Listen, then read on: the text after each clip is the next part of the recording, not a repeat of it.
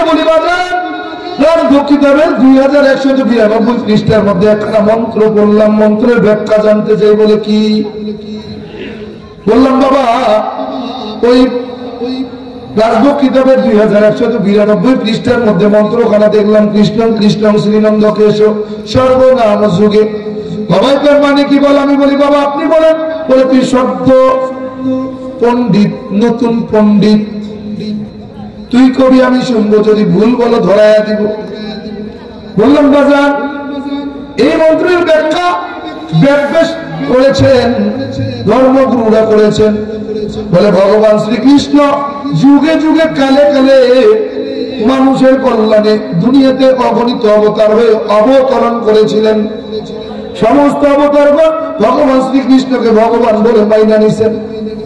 বাবা কয় ঠিক আছে, বাবা কি কয় ঠিক আছে। আমি বললাম ঠিক নাই। বলে কেন? বললাম বাবা স্রষ্টা যখন সৃষ্টি হয়ে যায় তখন এই সৃষ্টিকে কে নিয়ন্ত্রণ করে? কি স্রষ্টা কখনো সৃষ্টি হয় না, সৃষ্টি কখনো স্রষ্টা হয় না। পয়গম্বর মুসা আলাইহিস সালাতু ওয়াস সালাম ফুরকানে গেলেন, রব্বে কারীমের সাথে কথা বলতেছেন। রব্বে কারীম বলে ও মুসা এখন আপনি কি চাইতেছেন বলেন। আর মুসা চিন্তা করে গেছে কি কইতাম, কি চাইতাম। মুসা কে আল্লাহ,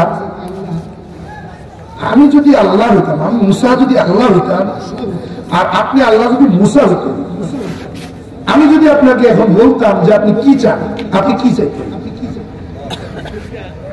আল্লাহ মুসা আমিও কোনদিন মুসা হব না, তুমিও কোনদিন আল্লাহ হব না। মুসাকে আল্লাহ আমি তো ওইটা বলি নাই যে হবে, মনে করেন। কি কয়? মনে করে যে আমি মুসা হলাম আল্লাহ আর আপনি আল্লাহ হলেন মুসা, আপনি আমার কাছে কি চাইবেন? আল্লাহ মুসা যদি আমি আল্লাহ মুসা হইতাম আর তুমি মুসা আল্লাহ হইতাম, তাইলে আমি তোমার কাছে চাইতাম সর্বশ্রেষ্ঠ নিয়ামত সুস্থতা দান করি। কি চাইতেন? সুস্থতা। মুসা কয় আল্লাহ ঠিক এটাই, ঠিক ওটাই, আমি ওইটাই চাই, সবচেয়ে শ্রেষ্ঠ নিয়ামত সুস্থতা দান করি। মুসা কি আল্লাহ হয়েছে? আল্লাহ মুসা হয়েছে না। এখন এইখানে বলতেছে কি যে সৃষ্টি, স্রষ্টা যখন সৃষ্টি হয়ে গেছে, এই সৃষ্টিকে কে নিয়ন্ত্রণ করেছে? স্রষ্টা সৃষ্টি হওয়ার সুযোগ আছে, কিন্তু এই ধর্মে আছে, এই ধর্মে আছে স্রষ্টা সৃষ্টি হবে। কৃষ্ণ কৃষ্ণ শ্রীনন্দ কেশব সর্বনাম যুগে। বলে ভগবান শ্রীকৃষ্ণ অগণিত অবতার হয়েছেন, দুনিয়ার জমিনে অবতরণ করেছেন। মানুষের কল্যাণে তিনি এক এক অবতার হয়ে দুনিয়াতে অবতরণ করলেন। সমস্ত অবতারগণ ভগবান শ্রীকৃষ্ণকে আবার ভগবান বইলা মাইনা নিলেন। বাবা হয় ঠিক আছে, আমি বইনা ঠিক নাই। বলে কেন? বললাম বাবা মানুষের কল্যাণে ভগবান শ্রীকৃষ্ণ যখন পূর্ব আকাশে সূর্য হয়ে চলে গেলেন, এই সূর্য দেবতাকে কোন ভগবান নিয়ন্ত্রণ করেছিলেন? বাবা কেন? ভগবান শ্রীকৃষ্ণ। বললাম হতে পারে না, স্রষ্টা যখন সৃষ্টি হয়ে গেছে তখন তার আর কোনো ক্ষমতা নাই। এই সৃষ্টিকে কোন সৃষ্টিকর্তা নিয়ন্ত্রণ করেছেন? বাবাকে কি বলতে চাও? আমি বললাম বাবা এই সৃষ্টিকে যে নিয়ন্ত্রণ করেছেন তিনি কেউ নয়, তিনি হলেন মুসলমানের আল্লাহ। বাবা এবার বাবা যেই আল্লাহ সেই তো ভগবান, এত পেশাও কেন? যে আল্লাহ সেই ভগবান। বলি না না, যে আল্লাহ সেই ভগবান হতে পারে না। বলে ভগবানের অস্তিত্ব নাই আর আল্লাহর অস্তিত্ব সব জায়গায়। বলে কেন? বলে বাবা যে আল্লাহ সেই ভগবান। আমি বললাম মানতে পারলাম না। বলে কেন মানবো না? আমি বললাম বাবা ভগবান এমন এক সত্তা, জায়গা কাল পাত্র ভেবে হয় তার পরিবর্তন। আল্লাহ এমন এক সত্তা, জায়গা কাল পাত্র ভেবে নাই তার কোন পরিবর্তন। বললাম বাবা বাংলাদেশের বাঙালি বাংলা ভাষায় ভাষায় কথা বলি, আমাদের মাতৃভাষা বাংলা। বাংলাদেশের হিন্দুরা যখন তাদের সৃষ্টিকর্তাকে ডাকে কি বইলাটাকে বলে ভগবান, লিখার বেলায় কি লেখে বলে ভগবান। ইন্ডিয়ার জমিনে হিন্দি ভাষায় কথা বলে, মাতৃভাষা হিন্দি। হিন্দু মানুষ যারা বসবাস করে হিন্দিতে যখন তাদের সৃষ্টিকর্তাকে ডাকে কি বইলাটাকে বলে ঈশ্বর, লেখার বেলায় কি লেখে বলে ঈশ্বর। আমেরিকার জমিনে ইংরেজি ভাষায় কথা বলে হিন্দু ভাইয়েরা বসবাস করে, ইংরেজিতে যখন সৃষ্টিকর্তাকে ডাকে কি বইলাটাকে বলে গড, লিখার বেলায় কি লেখে বলে গড। বললাম বাবা বাংলাদেশের ভগবান, ইন্ডিয়া গেলে ঈশ্বর, আমেরিকায় গেলে হয় গড। কথা বলে বাবা কি বুঝাইতে চাও? বললাম বাবা বাংলাদেশের মুসলমান, বাঙালি মুসলমান বাংলা ভাষায় কথা বলে, তারা যখন বাংলাতে তাদের সৃষ্টিকর্তাকে ডাকে কি বইলা ডাকে, লিখার বেলায় কি লেখে। ওই ভারতের জমিনে হিন্দি ভাষায় কথা বলে মুসলমান যারা, ওরা যখন হিন্দিতে সৃষ্টিকর্তার নাম বইলা ডাকে কি ডাকে, লিখার বেলায় কি লেখে। ওই আমেরিকার জমিনে ইংরেজি ভাষায় কথা বলে, ওইখানে যে মুসলমানরা বসবাস করে ইংরেজিতে যখন মুসলমান সৃষ্টিকর্তাকে ডাকে কি বইলা ডাকে, লিখার বেলায় কি লেখে। পাকিস্তানের জমিনে উর্দু ভাষায় কথা বলে, উর্দু ভাষাভাষী মুসলমান যারা, তারা যখন উর্দুতে সৃষ্টিকর্তাকে ডাকে কি বইলা ডাকে, লিখার বেলায় কি লেখে। ওই চীনে চায়নায়, চীন দেশে চায়না ভাষায় কথা বলে, চায়না ভাষায় যে মুসলমানরা কথা বলে, তারা যখন চায়না ভাষায় সৃষ্টিকর্তাকে ডাকে কি বইলা ডাকে, লিখার বেলায় কি লেখে। ওই সৌদি আরবে, সৌদি আরবিরা যারা আরবি ভাষায় কথা বলে, তারা যখন আরবি ভাষায় আবার সৃষ্টিকর্তাকে ডাকে কি বইলা ডাকে, লিখার বেলায় কি লেখে। তার মানে বোঝা গেল পৃথিবীর জমিনে 200 কম বেশি দেশের মধ্যে যেখানেই আমার আল্লাহ যাবে সেখানেই আমার আল্লাহ এক, কাল পাত্র দেবে নাই তার কোন পরিবর্তন। ঠিক কিনা? এখন যদি তুমি না মানো তাহলে দোষ দিব কার? হ্যাঁ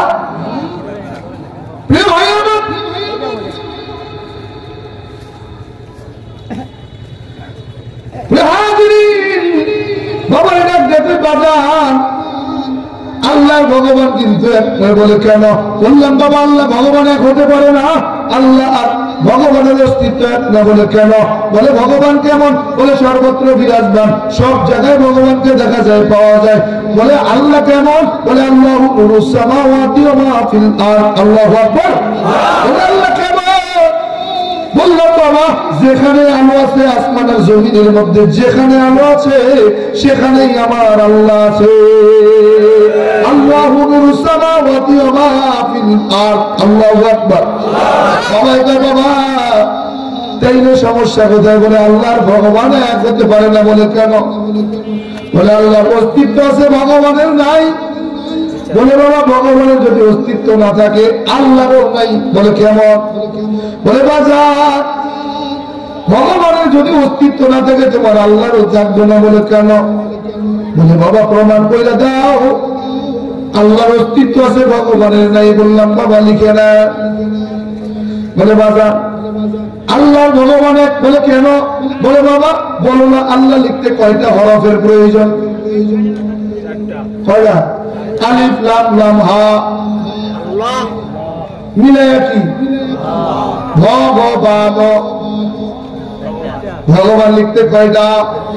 বাবা এই সুন্দর একটা সুযোগ পায় যুক্তি কাটায়। বলে বাবা শান্তি করতে আল্লাহ চাই, ভগবান চাই। শান্তি করতে আল্লাহর ভগবান নাই কোন ব্যবধান। বলে নাউজুবিল্লাহ।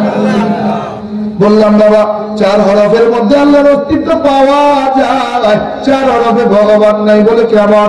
বললাম বাবা ভগবানের ভ বাদ দিয়ে দেন থাকি কি? বলে গবান। বললাম বাবা গবান শব্দের অর্থ ডিকশনারি থেকে বলেন গবর। বাবারে বললাম বাবা বলেন তো গবর পাপ নাকি না পাপ? পবিত্র নাকি অপবিত্র? আমি বললাম বাবা আপনার ভগবান কিন্তু নাপাক হয়ে গেল। বাবা কইলা পাইও না তোমার আল্লাহর আলিফ যদি বাদ দিয়ে থাকে কি বলে লাম লাম হা বলে তোমার আল্লাহকে কেমনে পাইবা বলে তিন হরফে আমার আল্লাহ বলে কোথায় বলে লিল্লাহি মা ফিস সামাওয়াতি ওয়া মা ফিল আরদি আল্লাহু আকবার আল্লাহ আছে নাই আল্লাহ কোন আছে বাবা দেখতে কই বাবা গোবানের গোবাদের জায়গায় কি বলে বান ডিকশনারি থেকে বলে বান শব্দের অর্থ কি বলেন বাবা কয় বান শব্দের অর্থ হলো দুইটা বলে কি এক নম্বরে গ্রাম্য ভাষায় আগেকার মানুষের বন্যারে ডাকতো বান বান এক নম্বরে হলো বন্যা দুই নম্বরে গাড়ি আসলে আমরা বললাম দুধ দোয়ানি যেটা দিয়ে দুধ নামান এটা কি কয় বাবা বাবা দুই নম্বর বান শব্দের অর্থ গাভীর ওলান আমি বললাম বাবা আপনার ভগবান কিন্তু গাভীর ওলান বাবা কয় লাফাইস না তোর আল্লাহ কিন্তু থাকবে না বলে কেন বলে লাম হাত থেকে লাম্বাদ দাও থাকে কি বলে লাম হা বলে এইবার তুই কেমনি আল্লাহরে দেখাবা বললাম দুই হরফের মধ্যেও আমার আল্লাহ বলে কোথায় বলে লাহু মা ফিস সামাওয়াতি ওয়া মা ফিল আরদি আল্লাহু আকবার আল্লাহ আছে নাকি নাই বাবারে ডাক দিয়ে বলেন বাবা বান থেকে গবাদ দেন থাকে কি বলেন ন ডিকশনারি থেকে বলেন ন শব্দের অর্থ কি বলে দুইটা বলে কি বলে এক নম্বরে গণনার সময় আমরা যখন গণনা করি 5, 6, 7, 8, 9, 10 এক নম্বরে গণনার নয় দুই নম্বরের নাই তার মানে আপনার ভগবানের কোন অস্তিত্ব নাই আসেনি বলে তোর আল্লাহ থাকবে না বলে কেন বলে লাম হাত থেকে লাম পাত দিয়ে দাও জাগে কি বলে হা বলে এইবার আল্লাহরে কেমনে পাইবা বলে হার ভিতরে আমার আল্লাহ বলে কোথায় বলে হু আল্লাহুল্লাযী লা ইলাহা ইল্লাহু আল্লাহু আকবার আল্লাহ আছে নাকি নাই কিন্তু ভগবান কোথায় নাই বাবা কি বুঝাইতে চাও আপনারা কি বুঝাইতাম বড় পণ্ডিত আপনি আমার তো বড় আপনারে বুঝাইতাম কি আপনারে বোঝানোর ক্ষমতা কি আমি রামচন্দ্র আছে বাবা তো ঠিক বললাম যা জানলাম তাই কইলাম আর কি জানছো শুনবে অত শুনে বলে কি বললাম বাবা বলেন তো 12 মাসে 13 জন খোদা 33 কোটি দেব দেবী তুলসীর গাছের তলায় 64 কোটি ভগবান কোন কিতাবে কোথায় আছে তার কি প্রমাণ বাবা নাই না কি দলিল আছে কমু জি না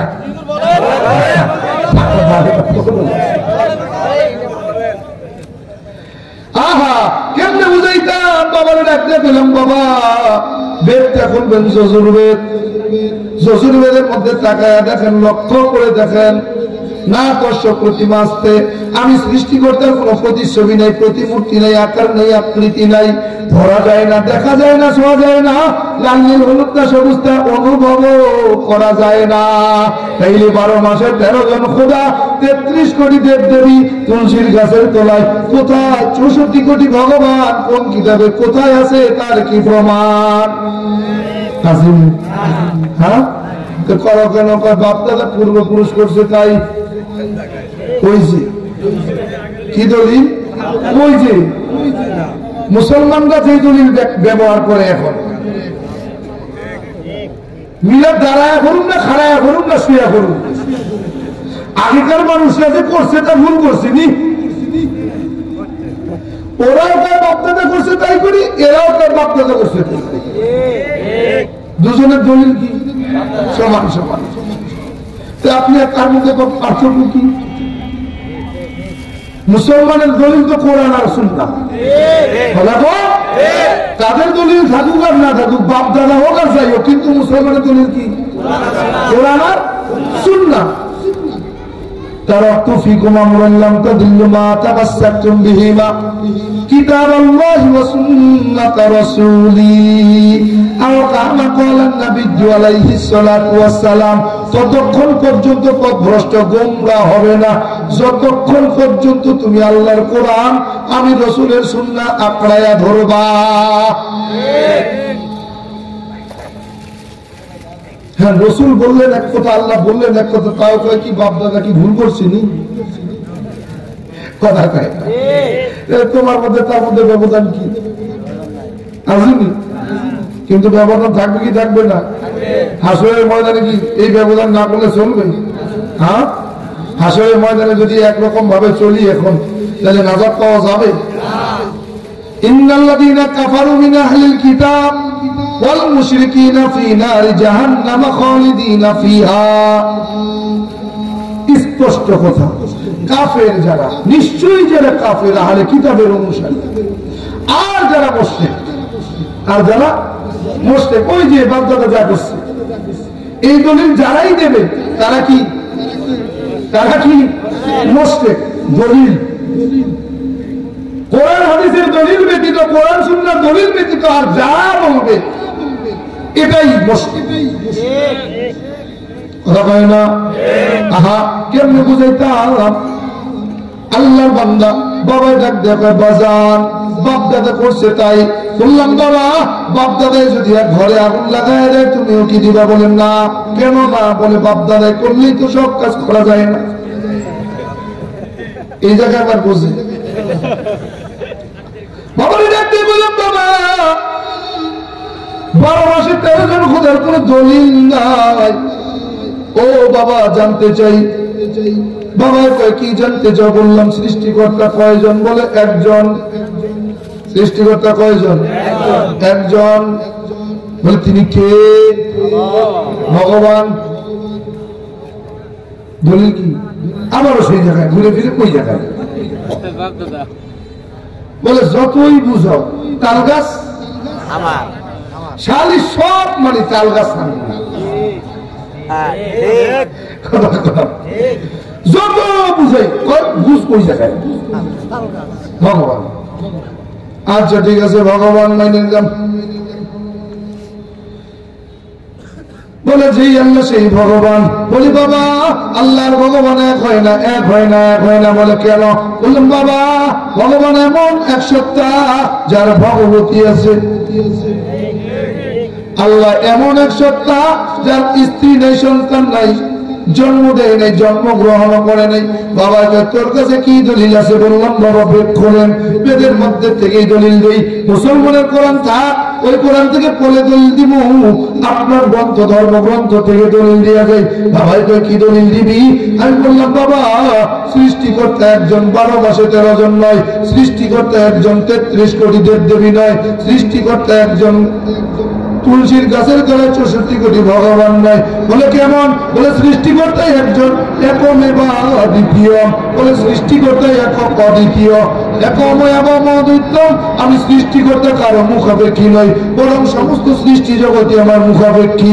একম ব্রহ্ম দৈত্য নাস্তি মহিলা নাস্তি কিঞ্চন। আমি সৃষ্টিকর্তা খাই না, ঘুমাই না, স্ত্রী নাই, সন্তান নাই, জন্ম দেই নাই, আমাকেও কেউ জন্ম দেয় নাই।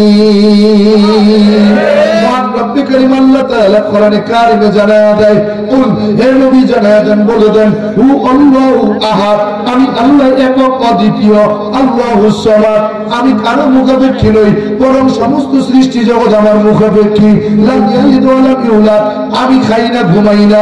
ওয়া লাম ইয়াকুল লাহু কুফুয়ান আহাদ। স্ত্রীও নাই, সন্তানও নাই, জন্ম দেই নাই, আমি আল্লাহ জন্মগ্রহণ করি নাই। যদি মেলে, যেই খোদার সঙ্গে মিলবে তার এই খোদা মানব।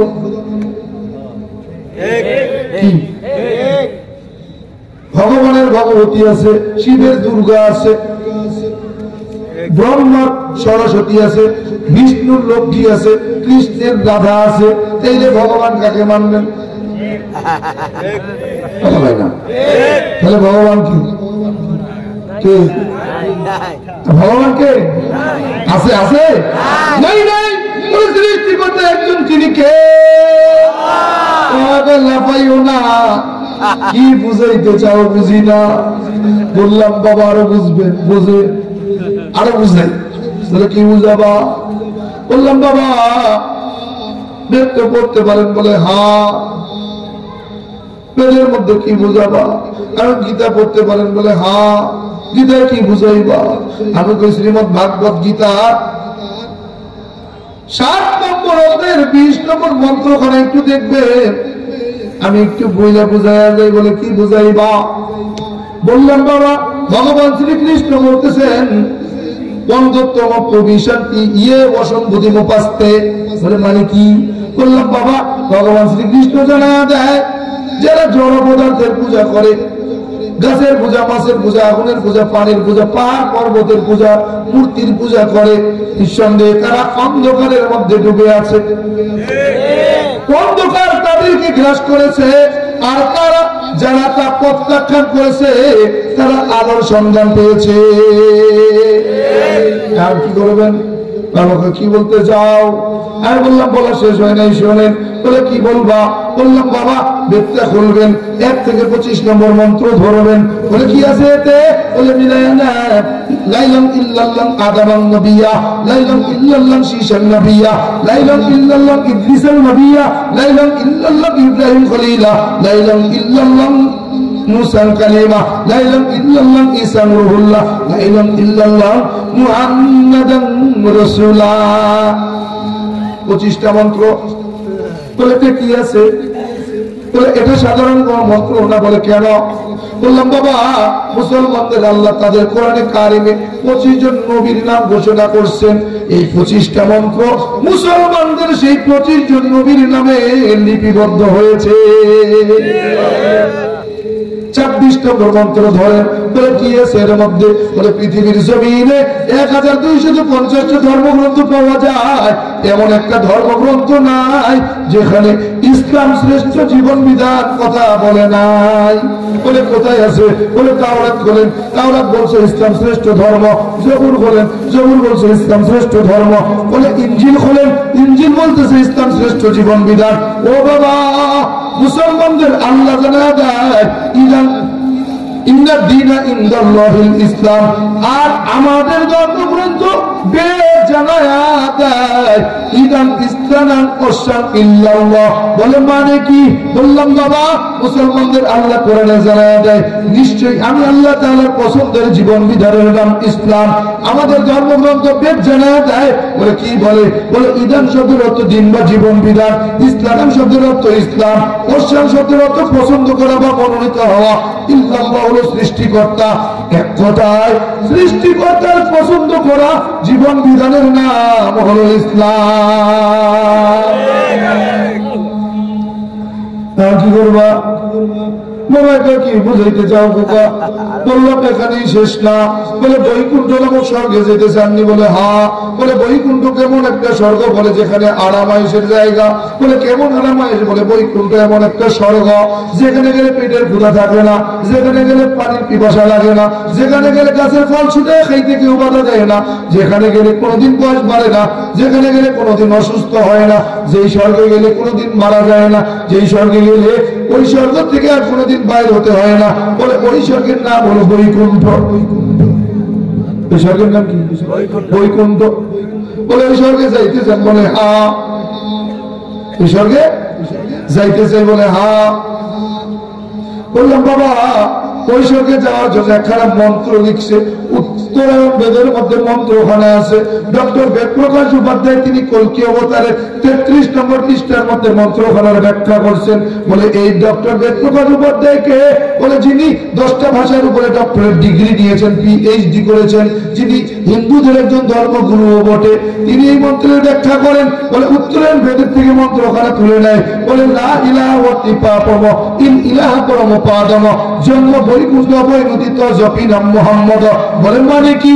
ডক্টর বেদপ্রকাশ উপাধ্যায় বলে সত্যিকারের হিন্দু যদি হতে চাও 2টা জিনিস মনে প্রাণে মেনে নাও। বলে 1 নম্বর লা ইলাহা ওয়াতি পাপম ইন ইলাহা পরম পাদম, যদি পাপ থেকে তুমি মুক্তি পেতে চাও, পাপগুলোকে পুণ্যের দ্বারা পরিবর্তন করাইতে চাও, এমনি হবে না, এমনি হবে না। লা ইলাহা ইল্লাল্লাহ নামক কালেমা পড়া মুসলমান হয়ে যায়। 2 দুই নম্বর বলে কি বলে জন্ম বৈকুণ্ঠ পরিণতি তো জপি নাম মোহাম্মদ। ওই বৈকুণ্ঠ নামক স্বর্গে যদি তুমি যেতে চাও এমনি যাওয়া যাবে না, যদি যেতে চাও ও পরিণতি তো জপি নাম মোহাম্মদ, মোহাম্মদের জীবন আদর্শ তোমার জীবন আদর্শ বানাও। একটাকে অস্বীকার করলে তুমি হিন্দু হতে পারো না। আমি বলছি আমার বাবাই কইছি, হ্যাঁ বেদ লিখছে বেদ দেশ কে বেদ দেশ বলে তার জন্ম পরিচয় বলে বাবা ছিল না, বাবার কোনো পরিচয় আজ পর্যন্ত মিলে না, বাবার পরিচয় দিয়ে যার বাবার পরিচয় থাকে না তার পরিচয় কি আমি কইতাম না। এই যদি বেদ লেখে এই বেদ কতটুকু সত্য হতে পারে?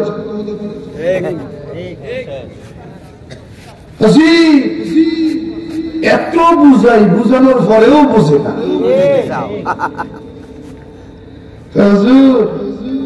7 খন্ড রামায়ণ কইরে সকালে উঠে সীতা করবা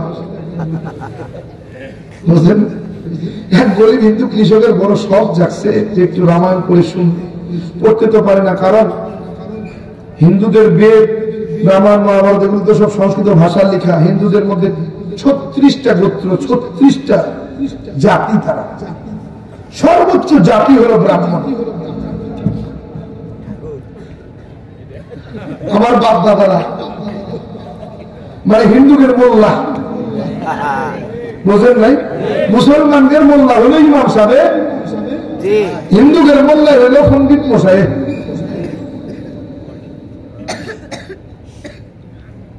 কেন বলে এই সংস্কৃত ভাষার লেখাটা কেবল তারাই জানে, এর অর্থ কি কি কইছে এটা শুধু ওরাই জানে, কারণ ব্রাহ্মণের ঘরের সন্তানই ব্রাহ্মণ হবে। যেমন আমাকে আলেমের বাচ্চাই আলেম হবে নাকি? জালেম হয় না? সুইপারের ঘরে আলেম হয় না? এখন সুইপারের ঘরে যদি একজন হাফেজ তৈয়ার হয়, এটা তো আমরা ইমামতি দেব না, এত ইমামতি যোগ্যতা রাখে না, কারণ সুইপার হ্যাঁ সুইপার আর ভাইপার নেই।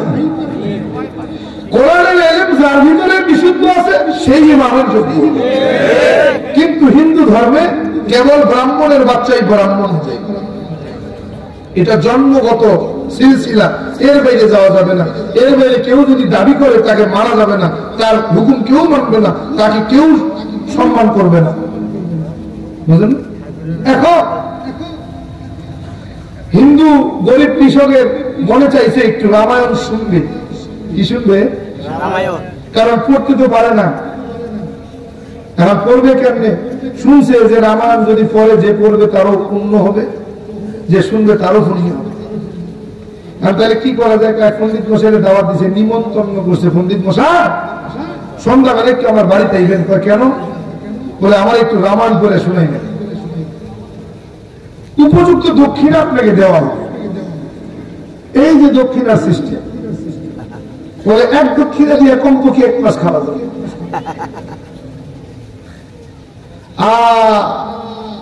ঠিক আছে, সন্ধ্যাবেলা পণ্ডিত মশাই আইসে বাবু বাবু বাড়িতে আসে লোক কালে পণ্ডিত মশাই আনাম বাড়ির মধ্যে আন কোন বইতে আমার আসন দেন, বারান্দায় বয়া দিছে। গরিব কৃষক সারাদিন মাঠে লাঙ্গল চষছে, ক্লান্ত শরীর নিয়ে চেয়ার নিয়ে বসছে। পণ্ডিত মশাই পড়া শুরু করেন, গরিব কৃষক রামায়ণ শুনতেছে আর ধরতেছে।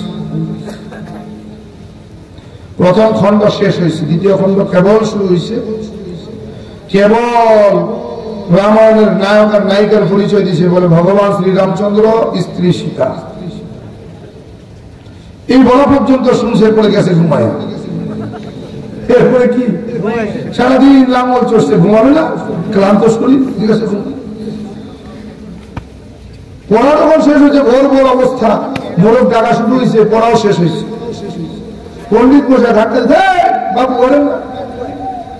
যখন ধাক্কা দিছে, ঘুমাইলে ঘুমের মানুষের যদি ধাক্কা কেউ দেয় তাহলে কেমন অবস্থাটা হয়? লাভ দিয়ে উঠছে,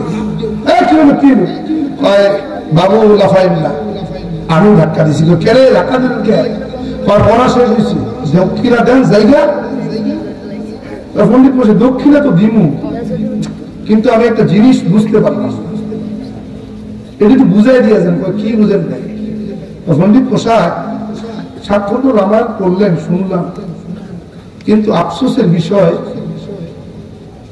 সীতা কার বাপ এটা জানলাম না। সীতা কারো বাপের নাম?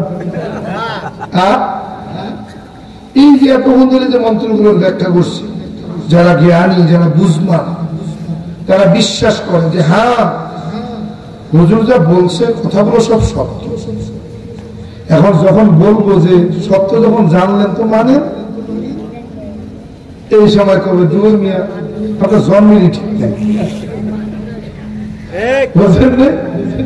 কারণ মা চরিত্র ভালো ছিল, আপনার বাবার চরিত্র ভালো ছিল না, হয়ে গেছে। ওই যে সকালে করে সীতা কইসিতে মানালা হ্যাঁ করার কথা কইছে, আমার শোনার কথা শুনছি, শুনলি যে মাত্র কিন্তু বিষয়টা কি? আমি বললাম কেন, বলার কিছু হলেও একটা কারণ আছে।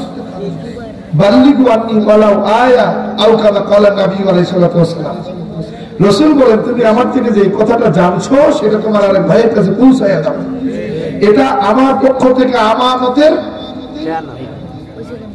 কি, এটা আমার থেকে কি আমানত, এটা তুমি আরেকজনের কাছে পৌঁছাই দিবা, এটা আমার আমানত। পৌঁছাই দেওয়ার জন্য আসছি, যেন কাল হাসরের ময়দানে নাম হইলা বসে রব্বানা আরিনাল লাদাইনি আদাল্লানা মিনাল জিন্নি ওয়াল ইনস। ও রব্বে কারীম, কোথায় যাইতেছি? জাহান্নামে। কেন? বলে আমার হুকুম মানো নাই, আদেশ আর নিষেধ শোনো নাই, এজন্য। বলে আল্লাহ আদেশ আর নিষেধ শুনি নাই, আমরা তো জানি নাই, তো শুনবো মানবো কেমনে?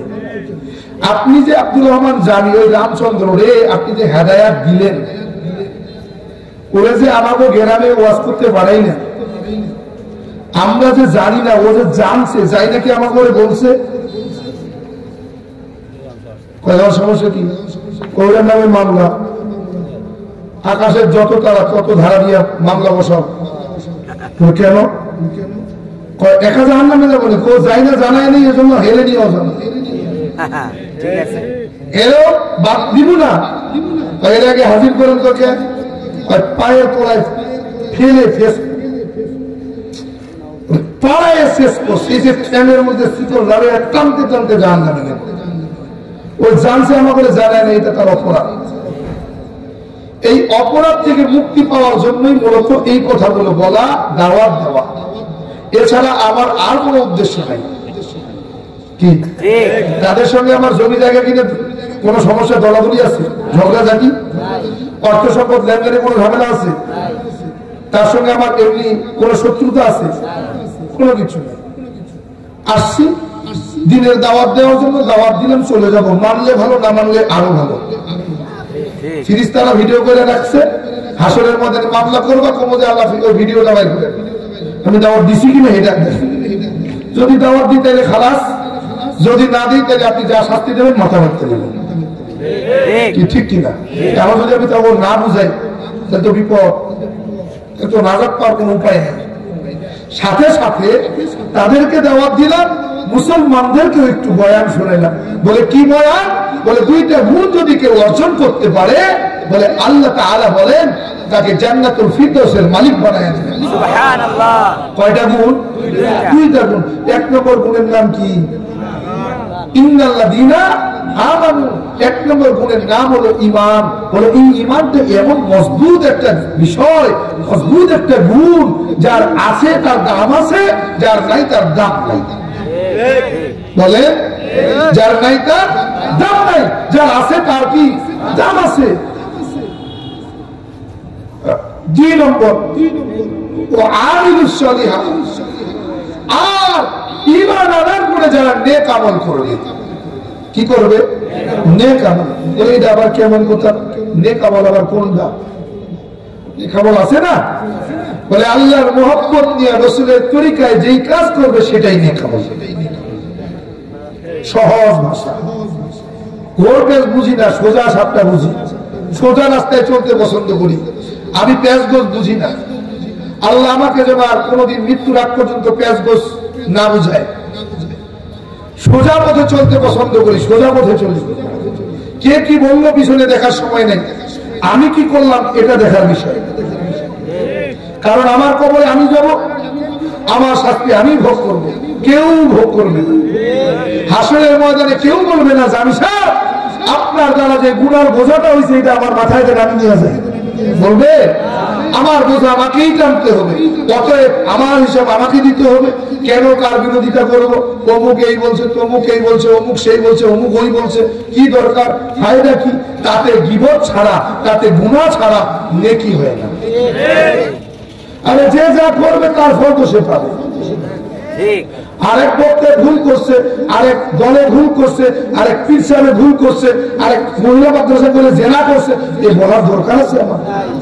হ্যাঁ, মহিলা মাদ্রাসা করে মহতামিনরা ওই 20-25টা মেয়ের সঙ্গে মেলামেশা করে, এটা আমার বলার দরকার আছে? যদি করে তো সে শাস্তি ভোগ করবে।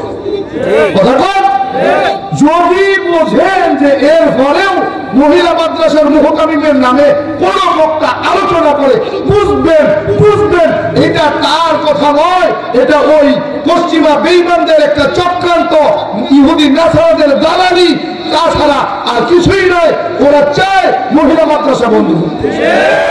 কথা বলেন, এটা মহিলা মাদ্রাসা বন্ধ করার কৌশল ছাড়া আর কিচ্ছু হতে পারে না। আর মহিলা মাদ্রাসা তারাই বন্ধ করতে চায় যারা বাংলাদেশের স্বাধীনের দুশ্মন, স্বাধীনতার দুশ্মন, মুসলমানের দুশ্মন, দ্বীনের দুশ্মন তারা।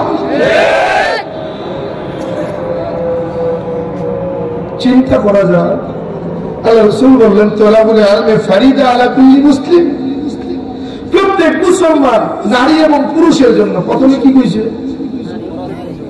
কার কথা আগে কইছে? আগে পুরুষের কথা কইছে।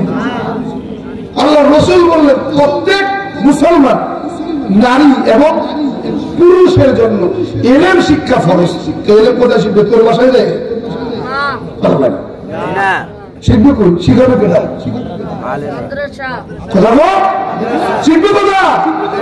মাদ্রাসা বন্ধের একটা অপকৌশল চলতেছে, মহিলা মাদ্রাসা বন্ধের একটা অপকৌশল চলতেছে বাংলার জমিনে।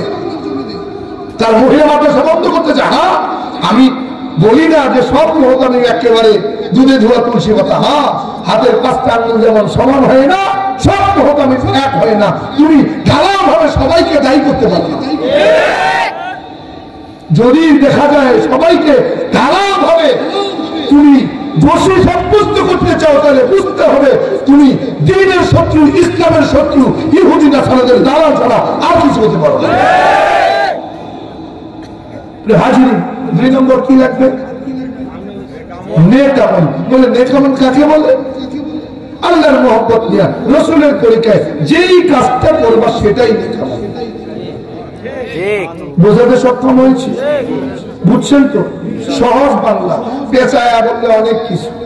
আরে নামাজ পড়ো, রোজা রাখো, ধ্যান শ্রদ্ধা করো, পর্দা করো, সুদ খাও না, ঘুষ খাও না, জেনারে বিচারি করো না, নেশা করো না, মানুষের জমিনের আইল দিনো না, এতিমের হক নষ্ট করো না, বান্দার হক নষ্ট করো না। এই এত কিছু বলার দরকার। এক কথায় সংক্ষেপে বললাম, আল্লাহর মহব্বত নিয়ে রাসূলের তরিকায় যেই কাজ করবা সেটাই দেখাবো। সেটাই ঠিক আছে। এই দুইটা গুণ অর্জন করতে পারলে আমার আল্লাহ বলেন নিঃসন্দেহে বিনা হিসেবে জান্নাতুল ফিরদাউস পেয়ে যাই। এই জান্নাতুল ফিরদাউসে যেতে চাই না? হ্যাঁ, জান্নাতুল ফিরদাউস বলে কেমন? বলে জান্নাতের সবচেয়ে দামি জান্নাত। রাসূল বলেন যখন তুমি রবের কাছে চাইবা সবচেয়ে দামি জিনিস চাইবা। কি চাইবা? রব্বে কারীমের কাছে যা চাইবা কি চাইবা? দামি চাইবা। যখন জান্নাত চাইবা জান্নাতুল ফিরদাউস চাইবা। আর জান্নাতুল ফিরদাউস যদি আল্লাহ নাও দেয়, জান্নাতুল আদম তো দেবে, জান্নাতুল মাওয়া তো দেবে। কি চাওয়ার সময় যদি বলি আল্লাহ জান্নাতুল মাওয়া দেন, তাহলে ওর থেকে নিচেরটা দেবে। আবার এমনও হতে পারে তোমার কবুলই হয় নাই, জাহান্নামে যাবে, হতে পারে না? কি আপনি যখন আল্লাহর কাছে রিজিক চাইবেন, হালাল রিজিক চাইবেন, হালাল তো রিজিক যদি তোমাকে নাও দেয়, কমপক্ষে হারাম থেকে বাঁচায় দেবে। কথা তো এজন্য যখন আল্লাহর কাছে চাইবেন ভালোটা চাইবেন। কেন বলে ভালো জিনিস চাইলে খারাপ দেবে না, ভালো না দিলেও খারাপটার থেকে বাঁচায় রাখবে, কি ঠিক কিনা? এজন্য হাজিরিন, আল্লাহ তাআলা আমার মতো জাহান্নামীকে যদি হেদায়েত দিয়া আজকে আপনাদের সামনে বসাইতে পারে, মসজিদের ইমাম বানাইতে পারে, হ্যাঁ, তাহলে আপনি কেন মুসল্লি হইতে পারবেন? কথা বলে কেন পারবেন না? না পারার কারণ বলে ওই ইহুদি নাসারাদের কালচার, কথা বলে অমুসলিমদের কালচার, এজন্যই আপনি পারবেন না। হাজিরিন, আমি যদি সর্বদা আর হামেশা সুন্নতের উপরে চলতে পারি, আপনি মুসলমানের সন্তান কেন পাবেন না? হ্যাঁ, না পারার পিছনে কারণ কি? বলে আশেক রাসূল দাবি করি কিন্তু আশেক না, হ্যাঁ, সুন্নি দাবি করি কিন্তু সুন্নত মানি না। কথা বলে মুখে নেই দাড়ি, নাম রাখছে সুন্নি, কথা কয় না, কথা কয় না, বেজার হইতেছে। হ্যাঁ, সুন্নতের বলে খোঁজ নাই, নাম রাখছি কি সুন্নি। আজীব ঘটনা, দেখে মনে হয় না ওটা মুসলমান না হিন্দু, খ্রিস্টান না বৌদ্ধ, নাম কয় কি মুসলমান, নাম কয় কি মুসলমান। তিনি মুসলমান, আরে মুসলমান তো রাস্তাঘাটে চললে তোমাকে দেখে বোঝা যাবে তুমি মুসলমান, তোমার লিবাসে সিরাতে সুরতে ফুটে উঠবে তুমি মুসলমান, তোমাকে আর নতুন করে বলার প্রয়োজন হবে না যে তোমার পরিচয় কি, ভাই তুমি হিন্দু না মুসলমান। কি মুসলমানের একটা জাতীয় পোশাক আছে না, আছে না? নাই বলে পোশাকের নাম কি? লিবাসুত তাকওয়া, জাতীয় পোশাকের